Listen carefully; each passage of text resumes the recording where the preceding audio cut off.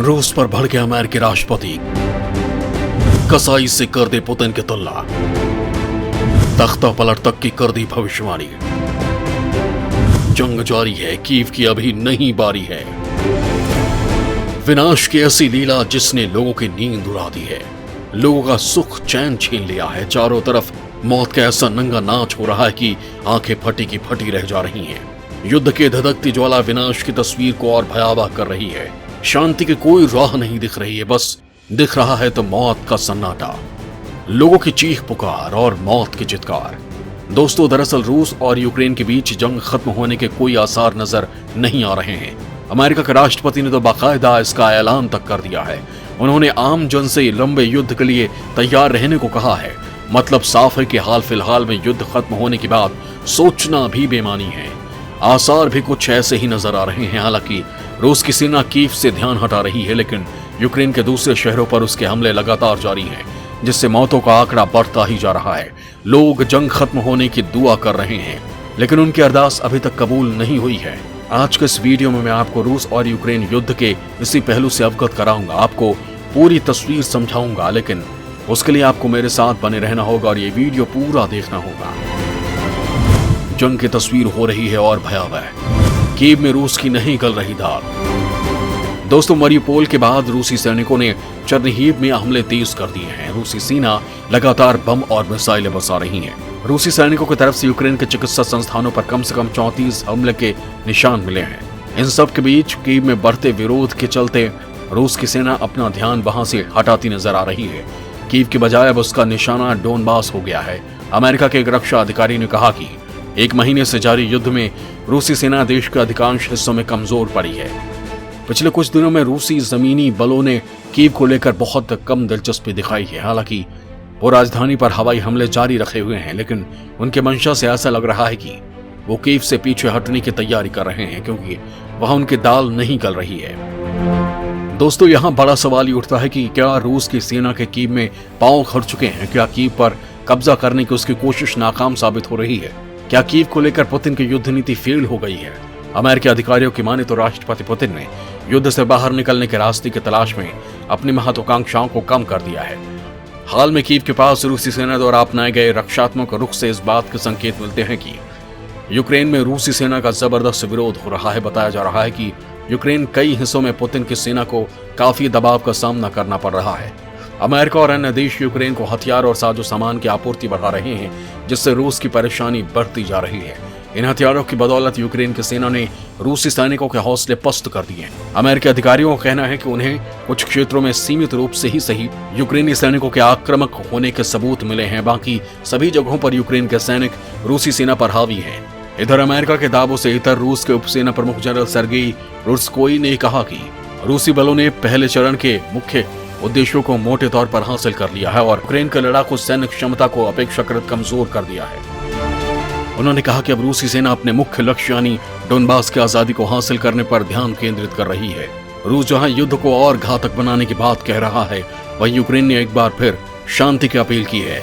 Ukraine के राष्ट्रपति Vladimir Zelensky ने कहा कि उनका देश शांति और अमन चाहता है, इसके लिए हम रूस से बातचीत करने को तैयार हैं। उन्होंने स्पष्ट रूप से कहा कि यूक्रेन शांति की कीमत अपने किसी भी क्षेत्र को छोड़ने के लिए सहमत नहीं होगा।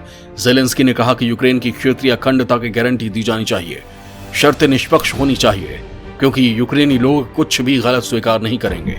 राष्ट्रपति ज़ेलेंस्की की इस अपील का रूस ने कोई जवाब नहीं दिया है।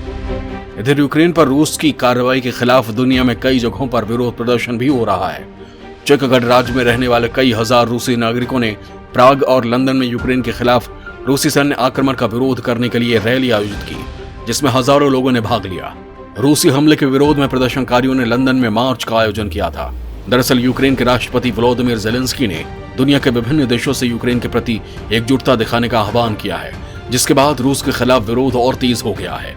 लंदन में मार्च का आयोजन इसी विरोध का एक हिस्सा था। अमेरिका भी रूस के आक्रामक नीति को लेकर मुखर हो गया है। ज़ेलेंस्की की अपील का ही नतीजा था कि पोलैंड पहुंचे बाइडेन ने युद्ध से हो रहे विनाश को लेकर पुतिन को जमकर खरी खोटी सुनाई। हालांकि बाइडेन के बयान पर बवाल बढ़ने के बाद व्हाइट हाउस को बैकफुट पर आते हुए सफाई भी देनी पड़ी।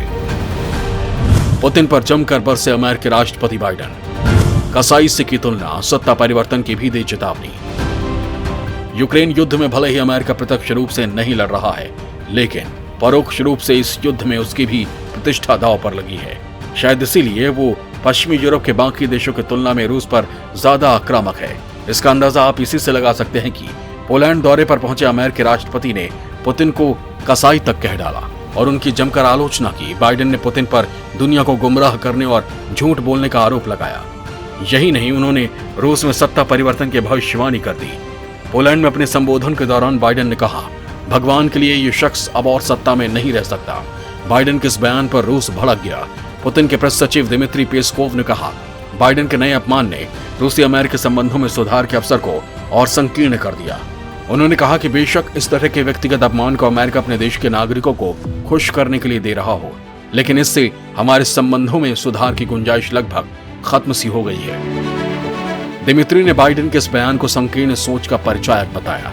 रूस ही नहीं, दुनिया के दूसरे देश भी जब बाइडेन के बयान को गलत ठहराने लगे तो अमेरिका को अपनी गलती का एहसास होने लगा, जिसके बाद व्हाइट हाउस को मोर्चा संभालना और बाइडेन के पूरे बयान पर सफाई दी गई। बाइडेन के बयान के मायने समझाने की कोशिश की गई। व्हाइट हाउस ने सफाई देते हुए कहा कि बाइडेन रूस में व्लादिमीर पुतिन की ताकत या फिर रूस में सत्ता परिवर्तन की बात नहीं कर रहे थे, बल्कि वो ये कहना चाह रहे थे कि पुतिन पड़ोसी देशों में अपनी ताकत का इस्तेमाल नहीं कर सकते। वो रूस में किसी भी तरह के सत्ता परिवर्तन की बात नहीं कर रहे थे। दोस्तों, दरअसल बाइडेन ने अपने भाषण में कहा था कि रूस में लोकतंत्र का गला दबाया जा रहा है।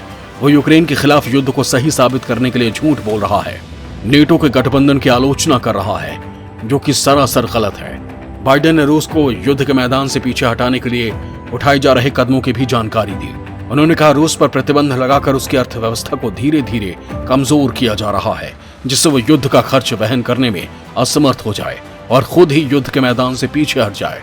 दोस्तों, यहाँ बता दूं कि अमेरिका भले ही कुछ भी दावा करे, लेकिन जारी युद्ध को देखकर ये नहीं लग रहा कि रूस फिलहाल अपने पैर मैदान जंग से पीछे खींचने वाला है। 2 दिन पहले ही यूक्रेन के अधिकारियों ने दावा किया था कि रूस यूक्रेन युद्ध को 9 मई तक खींच सकता है। जंग से इतर अभी भी अमेरिका और रूस के बीच संबंधों में थोड़ी बहुत मिठास दिख रही है। तभी रूस ने बंधक बनाए अमेरिकी नागरिकों को छोड़ दिया है। अमेरिका के सांसद एमी क्लोबुचर ने ये जानकारी दी। युद्ध के बीच भी मानवता जिंदा है। रूस ने बंधक बनाए गए अमेरिकी नागरिकों को छोड़ा। दोस्तों, युद्ध के बीच भी कुछ ऐसी तस्वीरें आ रही हैं जो मानवता की मिसाल पेश कर रही हैं। ऐसी एक तस्वीर यूक्रेन से आई है, जहां रूस ने बंधक बनाए गए एक अमेरिकी नागरिकों को छोड़ दिया।